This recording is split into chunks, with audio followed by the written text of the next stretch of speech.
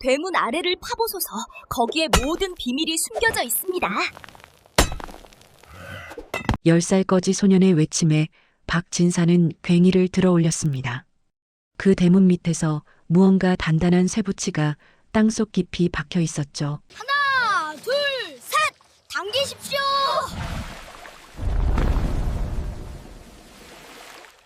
힘껏 쇠말뚝을 잡아당기는 순간 마당 한가운데서 맑은 샘물이 하늘 높이 솟구쳤고 저주받았던 집은 순식간에 조선 팔도 최고의 명당으로 변했어요. 이게 어디서 나온 거냐? 과연 이 장부 하나로 박진사는 억울함을 풀고 운명을 되돌릴 수 있을까요? 지금 영상을 보고 계신 여러분은 어느 지역에서 이야기를 듣고 계신가요?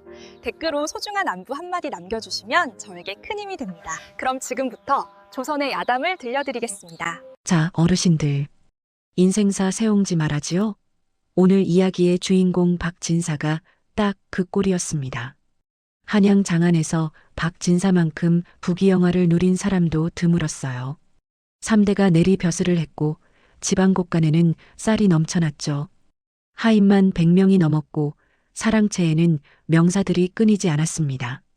그런데 그 모든 게 하루아침에 무너졌어요. 박진사의 중마고우였던 김진사가 찾아온 건 5월 초파일이었습니다. 김진사는 눈물을 글썽이며 박진사의 손을 꼭 잡았어요. 자네만 믿네. 장사를 하려는데 돈이 모자라서 말이야. 3달만 빌려주게. 3달 뒤엔 2배로 갚겠네. 박진사는 의심 없이 보증을 섰습니다. 40년을 함께 자란 벗이었으니까요. 그런데 3달이 지나도 6개월이 지나도 김진사는 나타나지 않았어요. 그리고 어느 날 관아의 포졸들이 박진사의 집 대문을 두드렸습니다. 박진사, 김진사가 빚을 갚지 못해 도주했소.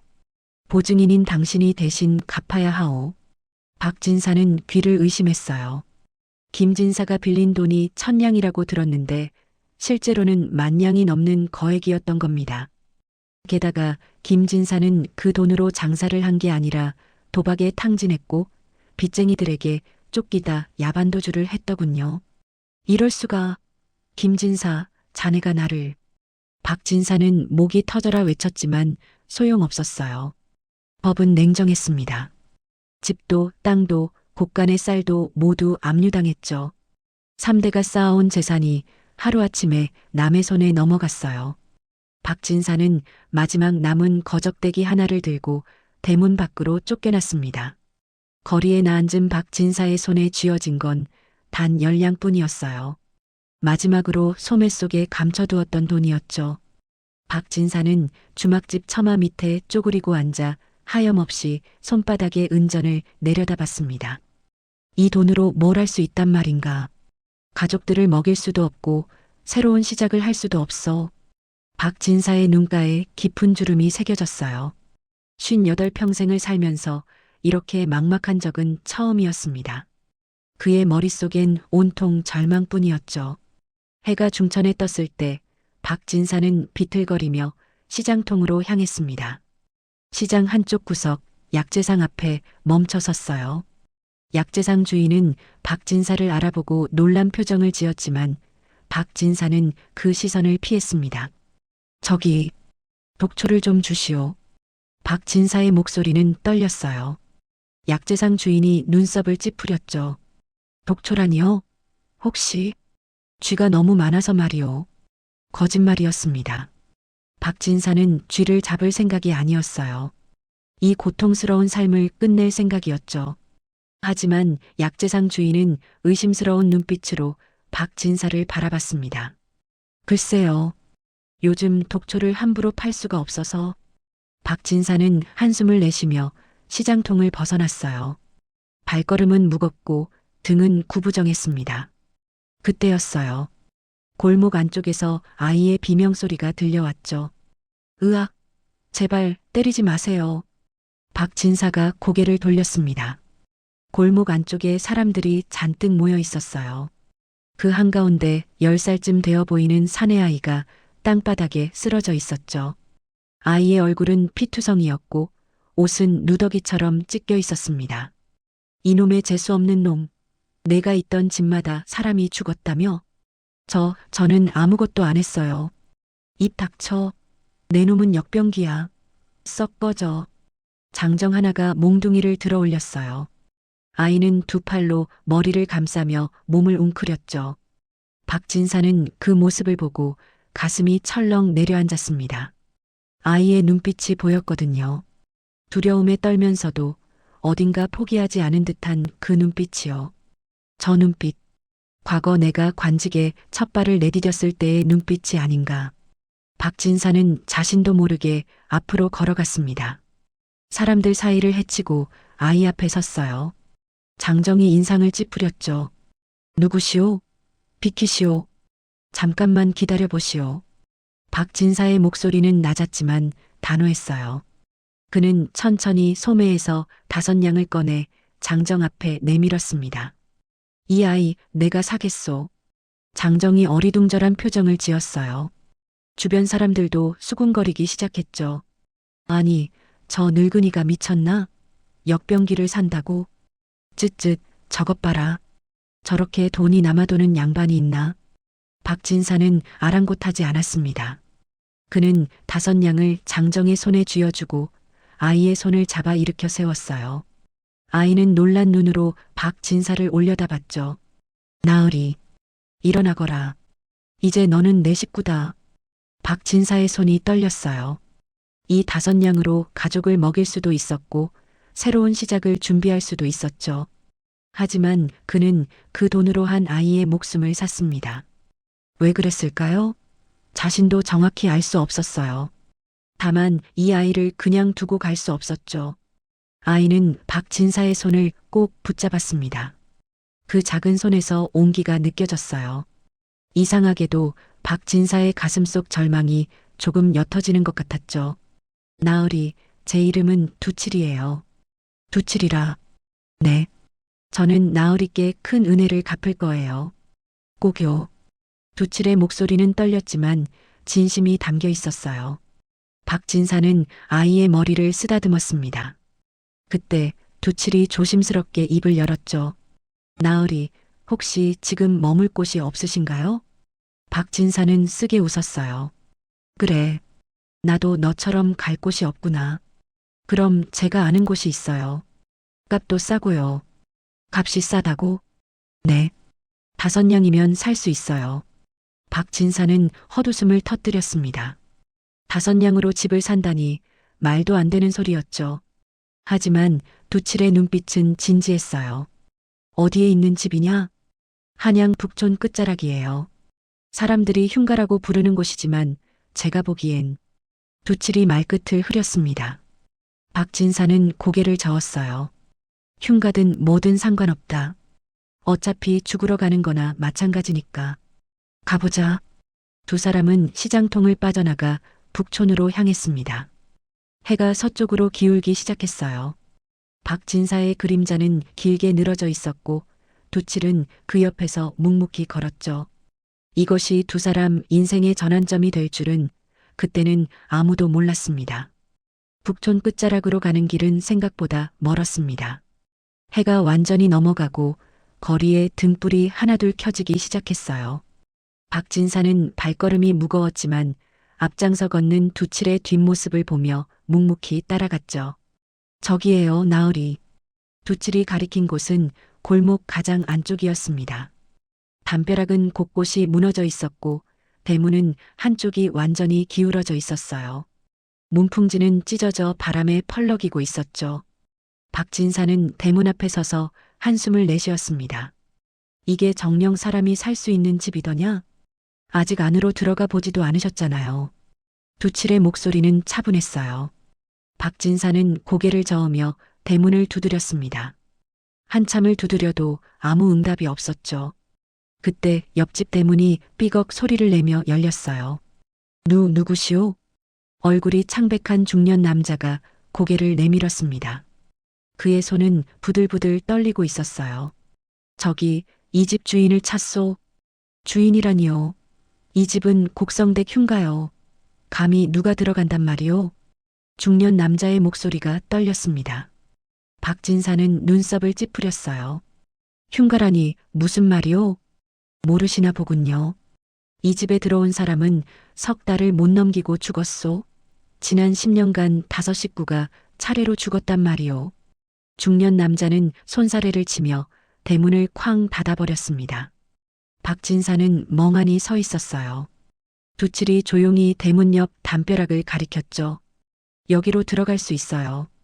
담벼락에는 사람 하나가 겨우 지나갈 정도의 구멍이 뚫려 있었습니다. 두칠이 먼저 들어갔고 박진사도 허리를 굽혀 따라 들어갔어요. 앞마당에 발을 디딘 순간 박진사는 등골이 서늘해지는 느낌을 받았습니다. 마당 한가운데 우물이 있었는데 우물 주변에 검은 이끼가 잔뜩 끼어 있었어요. 사랑채 처마에는 거꾸로 매달린 부적이 바람에 흔들리고 있었죠.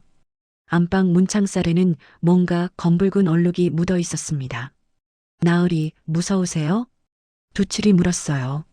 박진사는 솔직히 대답했습니다. 무섭지 않다면 거짓말이겠지. 저는 안 무서워요.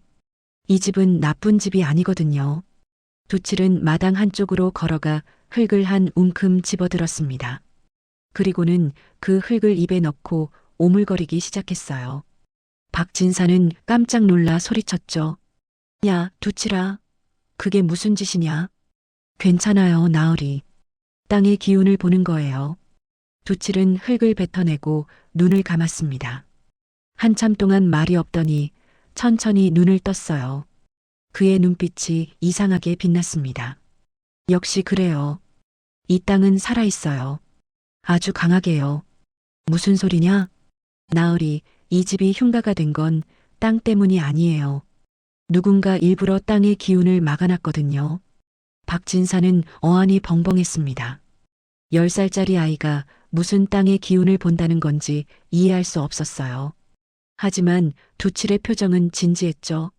그때 안채 쪽에서 인기척이 들렸습니다.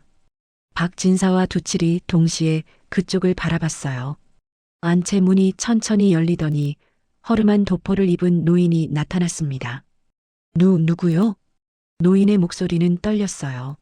얼굴은 핏기 하나 없이 창백했고 눈가에는 다크서클이 짙게 드리워져 있었죠.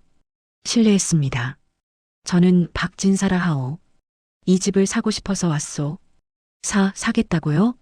노인이 눈을 크게 떴습니다. 그리고는 갑자기 웃음을 터뜨렸어요. 하지만 그 웃음소리는 슬펐습니다. 허허, 세상에. 이 흉가를 사겠다는 사람이 나타나다니. 얼마에 파시겠소? 박진사가 물었어요. 노인은 한숨을 길게 내쉬었습니다. 나으리, 솔직히 말씀드리지요.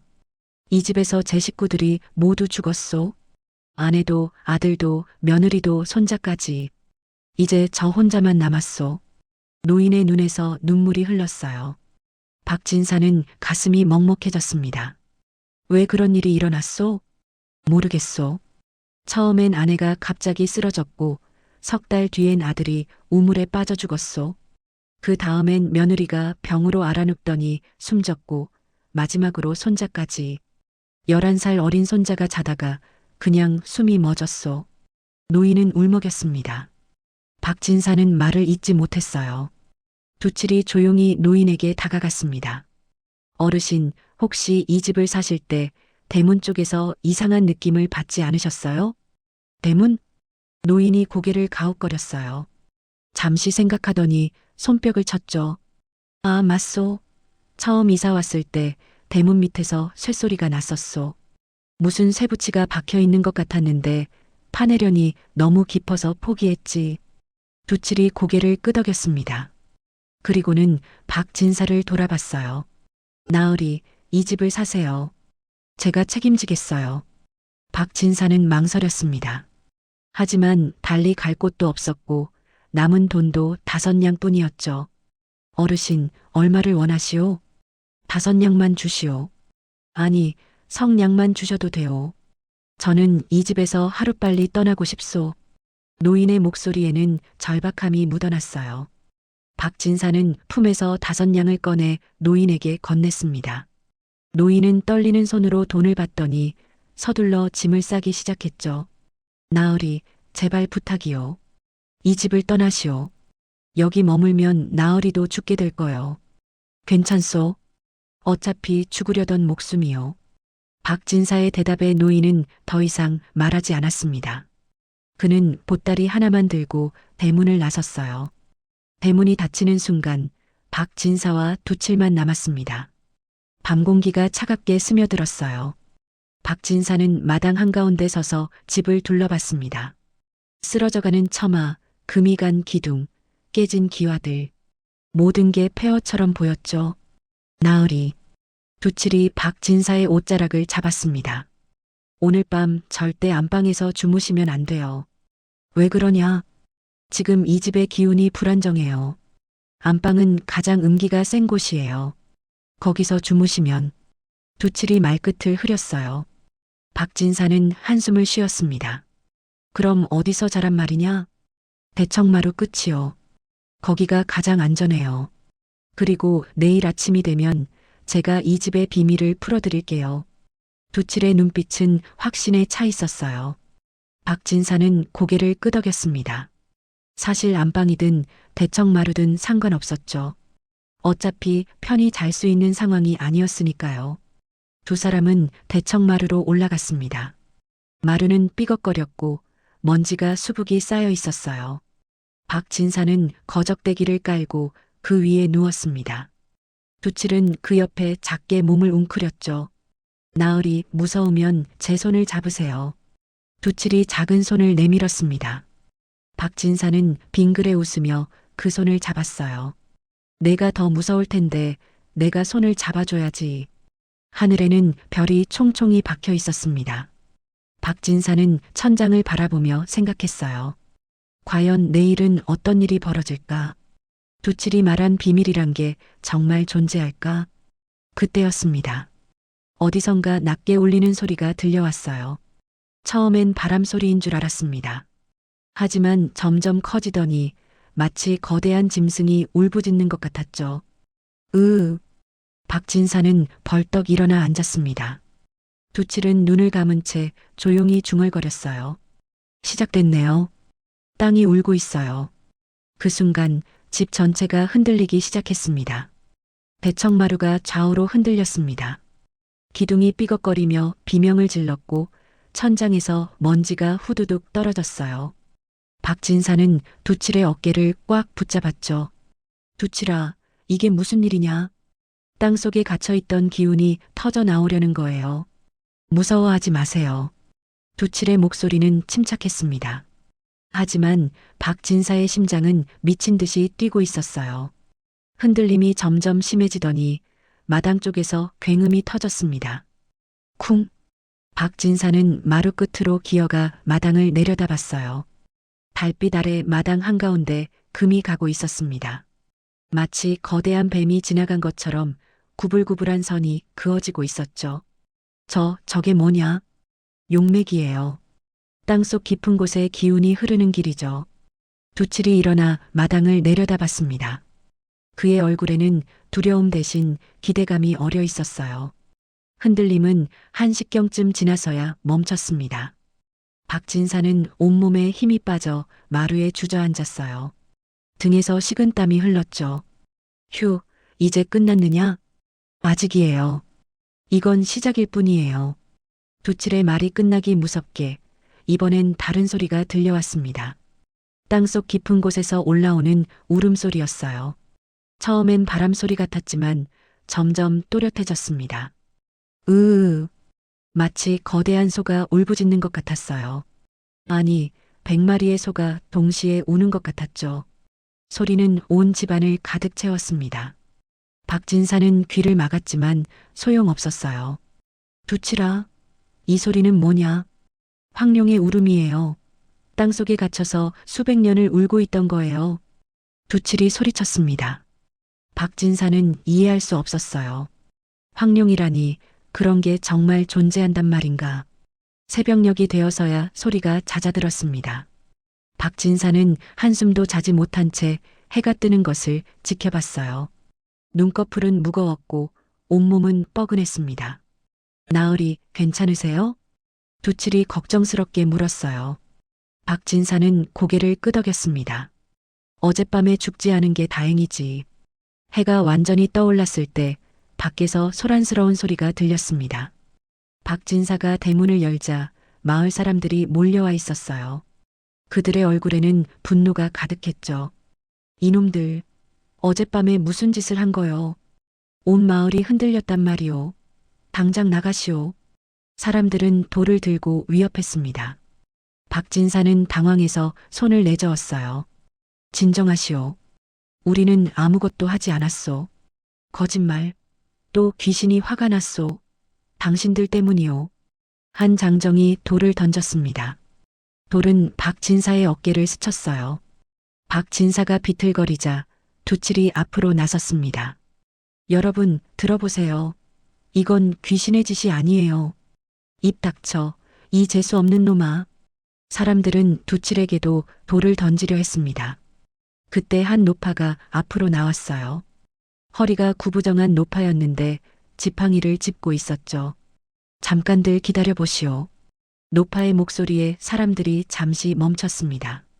노파는 천천히 박진사에게 다가왔어요. 나으리, 혹시 이 집 대문 밑을 파보셨소? 대문 밑죠? 박진사는 고개를 가웃거렸습니다. 노파가 고개를 끄덕였어요. 60년 전 제가 어렸을 적이리요. 이 집에 도사 한 분이 다녀갔소. 그분이 대문 밑에 무언가를 묻더니 앞으로 100년은 이 땅의 기운이 막힐 거라고 했소. 100년이라고요? 두칠이 눈을 크게 떴습니다. 노파는 쓸쓸하게 웃었어요. 그 도사는 이 땅이 너무 좋은 명당이라 누군가 독차지하려 했던 게 아니겠소? 하지만 그 욕심 때문에 이 집에 사는 사람들만 죽어나갔지. 박진사는 대문을 돌아봤습니다. 기울어진 대문, 그 아래 주춧돌이 놓여 있었어요. 두칠아, 내가 어제 말한 게 이거였구나. 네, 나으리. 파봐야 해요. 지금 당장요. 하지만 마을 사람들은 반대했습니다. 안 돼. 함부로 건드렸다간 더 큰 재앙이 올 거요. 맞소. 그냥 이 집을 허물어야 하오. 박진사는 고민에 빠졌어요. 하지만 그때 집안에서 다시 땅이 울부짖는 소리가 들려왔습니다. 사람들이 비명을 지르며 뒤로 물러났죠. 으악! 또 시작됐어. 박진사는 결심했습니다. 이대로 둘 수는 없었어요. 그는 마을 사람들을 돌아봤습니다. 여러분, 제 말을 들어주시오. 우리가 대문 밑을 파보겠소. 만약 아무것도 나오지 않으면 당장 이 집을 떠나겠소. 사람들은 웅성거렸습니다. 잠시 후 한 장정이 앞으로 나왔어요. 좋소. 대신 조건이 있소. 만약 괴이한 게 나오면 당신들이 책임지시오. 그렇게 하겠소. 박진사는 집 안으로 들어가 낡은 괭이를 가져왔습니다.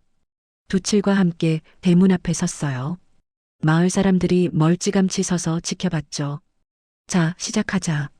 박진사가 괭이를 들어 올렸습니다. 그런데 이상한 일이 일어났어요. 괭이를 내리치려는 순간 온몸에 힘이 쭉 빠지는 느낌이 들었죠. 으윽! 박진사가 비틀거렸습니다. 두칠이 황급히 달려와 박진사를 붙잡았어요. 나으리, 괜찮으세요? 괜찮다. 잠깐 어지러웠을 뿐이야. 박진사는 다시 괭이를 들었습니다. 이번엔 힘을 주어 주춧돌 옆 땅을 내리쳤어요. 쨍그랑 괭이 끝이 무언가 단단한 것에 부딪혔습니다. 뭔가 있어요. 두칠이 소리쳤습니다. 박진사는 계속해서 땅을 팠어요. 흙이 파헤쳐지면서 검은 쇠붙이가 드러났습니다. 길고 굵은 쇠말뚝이었어요. 마을 사람들이 숨을 죽였습니다. 노파가 중얼거렸죠. 역시 그랬구나. 박진사는 두칠과 함께 쇠말뚝을 잡았습니다. 쇠말뚝은 땅속 깊이 박혀 있어서 쉽게 빠지지 않았어요.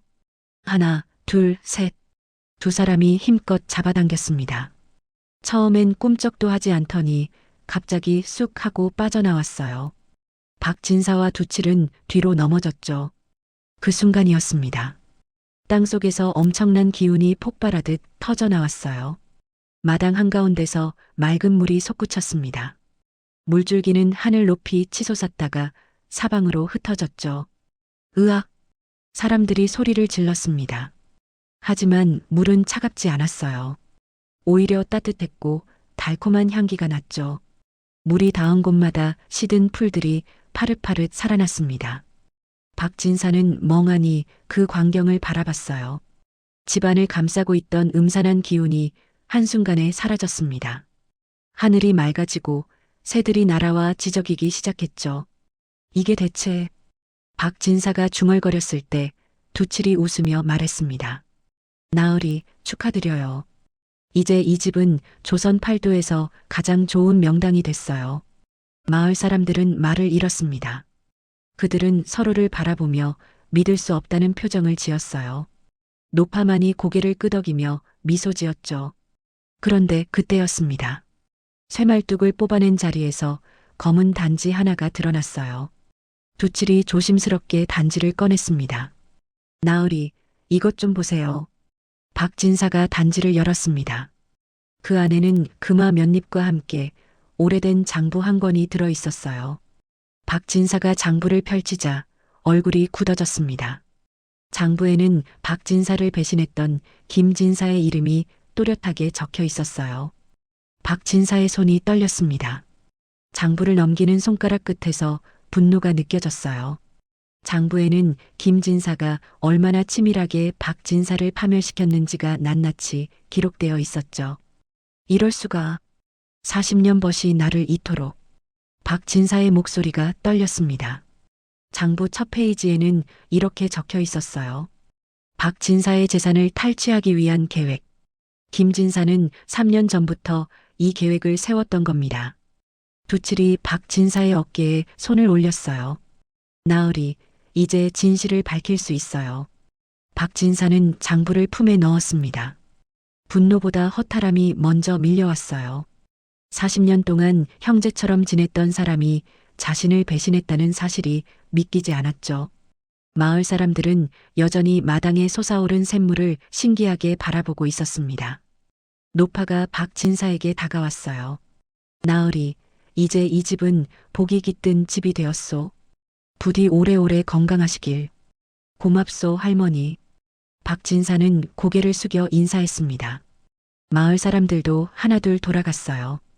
그들의 표정에서 적대감은 사라지고 대신 경외감이 어려 있었죠. 그날 저녁 박진사는 집안을 정리하기 시작했습니다. 두칠과 함께 먼지를 털어내고 거미줄을 쳐냈어요. 이상하게도 집은 전혀 음산하지 않았습니다. 오히려 따뜻한 기운이 감돌았죠. 나으리, 배고프지 않으세요? 두칠이 물었습니다. 박진사는 그제야 하루 종일 아무것도 먹지 못했다는 걸 깨달았어요. 그러고 보니 그렇구나. 하지만 돈이 한 푼도 없어서. 괜찮아요. 제가 구해올게요. 두칠이 집 밖으로 나갔습니다. 박진사는 걱정스러운 마음으로 두칠을 기다렸어요. 1시경쯤 지났을까 두칠이 돌아왔습니다. 손에는 작은 보따리가 들려 있었죠. 이게 뭐냐? 마을 할머니가 주신 거예요. 우리 집에 명당의 기운이 생겼다고 복을 나눠달라고 하시더라고요. 보따리 안에는 따끈한 밥과 나물, 그리고 된장찌개가 들어 있었습니다. 박진사는 코끝이 찡해졌어요. 며칠 전만 해도 하인 100명을 거느렸는데 이제는 이웃의 선심에 의지해야 하는 신세가 됐죠. 고맙구나, 두칠아. 두 사람은 대청마루에 앉아 저녁을 먹었습니다. 음식은 소박했지만 그 어떤 진수성찬보다 맛있었어요. 박진사는 밥을 한 숟갈 떠서 입에 넣으며 눈물을 흘렸습니다. 식사를 마치고 박진사는 다시 장부를 꺼내 읽었어요. 읽을수록 김진사의 계략이 치밀했다는 걸 알 수 있었습니다.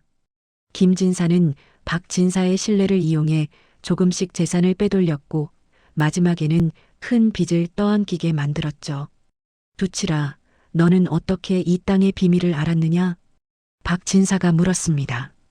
두칠은 잠시 망설이더니 입을 열었어요. 사실 저희 집안은 대대로 직관을 했어요. 할아버지는 세종대왕 때 어명을 받아 한양의 터를 정하셨죠. 그렇게 대단한 집안이었구나. 하지만 아버지 때 역모에 휘말렸어요.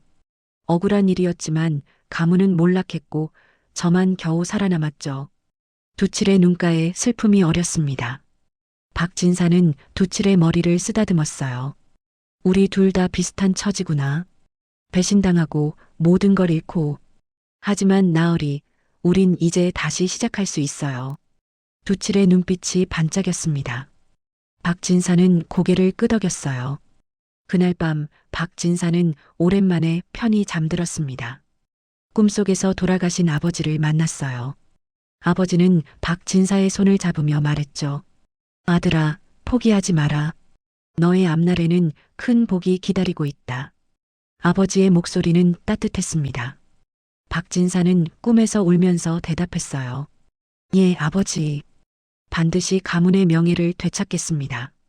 다음 날 아침 박진사는 결심했습니다. 김진사를 찾아가 진실을 밝히기로요. 두칠에게 말했죠. 두칠아, 나는 한양으로 가야겠다. 김진사를 만나러. 위험해요, 나으리. 김진사가 가만히 있지 않을 거예요. 그래도 가야 한다. 이대로 숨어 살 수는 없어. 박진사의 목소리는 단호했습니다. 두칠은 한숨을 쉬었어요. 그럼 제가 같이 갈게요. 아니다. 너는 여기 남아서 집을 지켜라. 하지만 걱정 마라. 나도 이제 죽을 만큼 살았어. 두렵지 않다. 박진사는 장부를 품에 넣고 집을 나섰습니다. 한양까지는 걸어서 반나절이 걸렸어요. 해가 중천에 떴을 때 박진사는 김진사의 저택 앞에 섰습니다. 저택은 화려했습니다. 박진사의 재산으로 지은 집이었죠. 박진사는 이를 악물었어요. 대문을 두드리자 하인이 나왔습니다. 누구시오? 박진사라고 전하시오. 김진사를 만나러 왔다고. 하인은 놀란 표정을 지었습니다. 잠시 후 하인이 돌아와 박진사를 안으로 안내했어요. 사랑채로 들어서자 김진사가 태연하게 앉아 있었습니다. 오, 자네가 살아있었나? 난 죽은 줄 알았네. 김진사의 목소리는 비아냥거림으로 가득했어요. 박진사는 주먹을 꽉 쥐었습니다. 김진사, 자네가 한 짓을 다 알고 있네. 무슨 소리인가? 이걸 보게. 박진사가 장부를 꺼내 김진사 앞에 던졌습니다. 김진사의 얼굴이 순간 굳어졌어요. 이게 어디서? 자네가 대문 밑에 묻어둔 것 같더군. 자네의 범죄를 낱낱이 기록한 장부 말일세. 김진사는 장부를 집어들고 급히 넘겼습니다. 그의 손이 떨렸어요. 잠시 후 김진사는 장부를 찢으려 했죠. 이런 건 증거가 되지 않네. 이미 관아에 사본을 넘겼네. 박진사의 말에 김진사의 얼굴이 하얗게 질렸습니다. 박진사는 거짓말을 했지만 김진사는 믿었어요. 자, 자네가. 그래, 내가 했네. 자네는 이제 끝이야. 김진사가 벌떡 일어나 박진사의 멱살을 잡았습니다. 이놈, 감히. 그때 밖에서 말발굽 소리가 들렸어요. 관아의 포졸들이 저택을 포위했습니다. 박진사는 빙그레 웃었죠. 보게, 김진사. 하늘은 자네의 편이 아니었어. 사실 박진사는 오기 전에 관아에 들러 장부를 보여주고 김진사를 고발했었습니다. 관아에서는 즉시 포졸들을 보냈고 박진사는 그들과 함께 김진사의 저택으로 온 것이었죠. 포졸들이 사랑채로 들이닥쳤습니다. 김진사는 저항했지만 금세 붙잡혔어요. 박진사, 이건 모함이야. 모함이라고. 김진사가 소리를 질렀지만 포졸들은 그를 끌고 갔습니다. 박진사는 그 모습을 조용히 지켜봤어요. 가슴속에서 복수의 쾌감보다는 허무함이 더 크게 느껴졌습니다. 40년 우정이 이렇게 끝나는구나. 박진사는 한숨을 쉬며 저택을 나왔습니다. 하늘은 맑았고 바람은 시원했어요. 박진사는 북촌의 집으로 돌아가는 길을 걸었습니다. 집에 도착했을 때 두칠이 마당에서 기다리고 있었어요. 나으리, 무사하시네요. 그래, 무사히 돌아왔다. 박진사는 두칠을 꼭 안아주었습니다. 두칠의 작은 몸에서 온기가 느껴졌어요. 나으리, 오늘 이상한 일이 있었어요. 무슨 일이냐? 나으리 아드님이 과거 시험에 합격했대요. 그것도 장원급제로요. 박진사는 귀를 의심했습니다. 아들 서기가 장원급제를 했다니 이게 꿈인가 생시인가? 정말이냐? 네, 관아에서 직접 사람을 보냈어요. 나으리께서 집에 계시면 연락하라고요. 박진사의 가슴이 뛰었습니다. 김진사를 고발한 것도 기쁜 일이었지만 아들의 장원급제는 더 큰 기쁨이었어요. 박진사는 두치를 꽉 껴안았죠. 두치라, 우리 아들이 해냈구나. 축하드려요, 나으리. 두 사람은 기쁨의 눈물을 흘렸습니다. 하지만 기쁨도 잠시, 박진사는 불안함을 느꼈어요. 김진사가 가만히 있지 않을 것 같았거든요. 두치라, 혹시 이상한 사람이 다녀가지 않았느냐? 아니요. 아무도 없었어요. 박진사는 안도의 한숨을 쉬었습니다. 하지만 그날 밤 박진사의 불안은 현실이 되었어요. 한밤중이었습니다. 박진사와 두칠이 잠든 사이 대문 밖에서 인기척이 들렸어요. 검은 옷을 입은 사내 셋이 담을 넘어 마당으로 들어왔죠. 그들은 칼을 들고 있었습니다. 박진사를 찾아라. 사내들이 속삭였습니다. 그들은 김진사가 보낸 자객이었어요. 김진사는 감옥에서 몰래 편지를 보내 박진사를 없애라고 명령했던 겁니다. 자객들이 안방으로 다가갔습니다. 그런데 이상한 일이 벌어졌어요. 안방 앞까지 갔던 자객 하나가 갑자기 비명을 지르며 쓰러진 겁니다. 으악! 나머지 자객들이 놀라 뒤로 물러났습니다. 쓰러진 자객은 다리에 구멍이 뚫린 함정에 빠져 있었어요. 두칠이 미리 파놓은 함정이었죠. 소란에 박진사와 두칠이 깨어났습니다. 박진사는 자객들을 보고 깜짝 놀랐어요. 누구냐? 박진사, 오늘이 내 마지막 날이다. 자객들이 칼을 들고 달려들었습니다. 박진사는 급히 몸을 피했고 두칠이 소리쳤어요. 나으리, 이쪽으로. 두칠이 마당 한쪽을 가리켰습니다. 박진사는 두칠을 따라 뛰었어요. 자객들도 뒤를 쫓았죠. 그런데 그 순간 자객 둘이 또다시 함정에 빠졌습니다. 으악! 으윽! 두칠은 박진사를 지키기 위해 마당 곳곳에 함정을 파놓았던 겁니다. 자객들은 모두 함정에 빠져 꼼짝 못하게 되었어요. 박진사는 놀라움과 감사함으로 두칠을 바라봤습니다. 두칠아, 내가 이걸 언제? 어젯밤에 이상한 꿈을 꿨어요. 검은 옷 입은 사람들이 나으리를 해치려 한다는 꿈이었죠. 그래서 미리 준비했어요. 박진사는 두칠의 머리를 쓰다듬었습니다. 이 아이가 없었다면 오늘 밤 자신은 죽었을 거예요. 고맙다, 두칠아. 박진사는 즉시 관아에 알렸고 포졸들이 자객들을 잡아갔습니다. 자객들을 신문하자 김진사가 보낸 것이 밝혀졌어요. 김진사의 죄는 더욱 무거워졌죠. 며칠 뒤 박진사는 궁궐로 불려갔습니다. 임금은 박진사의 아들 서기를 먼저 불러들였어요. 내가 장원급제한 박석이냐? 그렇다옵니다, 전하. 서기는 떨리는 목소리로 대답했습니다. 임금은 서기를 자세히 살폈어요. 답안을 보니 학식이 깊고 글씨도 단정하더구나. 특히 백성을 위한 정책이 돋보였다. 황송하옵니다, 전하. 내 아버지가 겪은 일을 알고 있느냐? 예, 전하. 아버지께서는 억울하게 재산을 잃으셨지만 굽히지 않고 진실을 밝히셨사옵니다. 임금은 고개를 끄덕였습니다. 그리고는 박진사를 불러들였어요. 박진사, 그대의 아들이 훌륭하구나. 그대가 올바르게 가르친 덕이로다. 성은이 망극하옵니다, 전하. 그대는 배신을 당하고도 선을 잃지 않았고 어려운 아이를 구해 가족으로 삼았다고 들었다. 그런 그대를 짐이 어찌 외면하겠느냐. 임금은 박진사를 다시 조정의 신하로 복직시켰습니다. 예전보다 높은 판서의 자리였어요. 박진사는 눈물을 흘리며 절했죠. 은혜를 잊지 않고 충성을 다하겠사옵니다, 전하. 궁궐에서 나온 박진사는 집으로 돌아왔습니다. 두칠이 대문 앞에서 기다리고 있었어요. 나으리, 어떻게 되셨어요? 두칠아, 나는 다시 판서가 되었단다. 정말이세요? 두칠의 눈이 반짝였습니다. 박진사는 두칠의 손을 잡았어요. 두칠아, 너를 정식으로 내 아들로 삼고 싶구나. 저를요? 그래.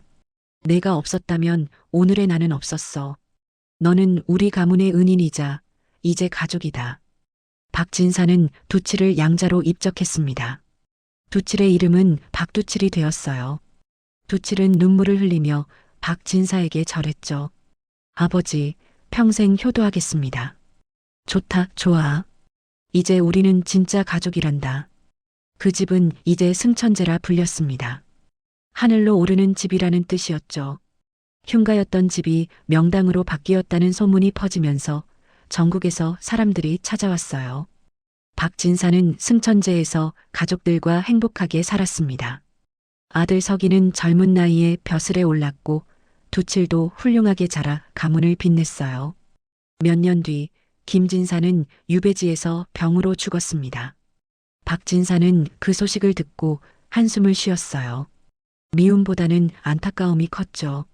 40년 우정이 이렇게 끝나다니. 나으리, 너무 슬퍼하지 마세요. 그건 김진사가 선택한 길이에요. 두칠이 위로했습니다. 박진사는 고개를 끄덕였어요. 세월이 흘러 박진사는 일흔이 되었습니다. 머리는 희끗희끗해졌지만 여전히 건강했어요. 어느 날 저녁 박진사는 마당에 앉아 하늘을 올려다봤습니다. 별이 총총히 빛나고 있었어요.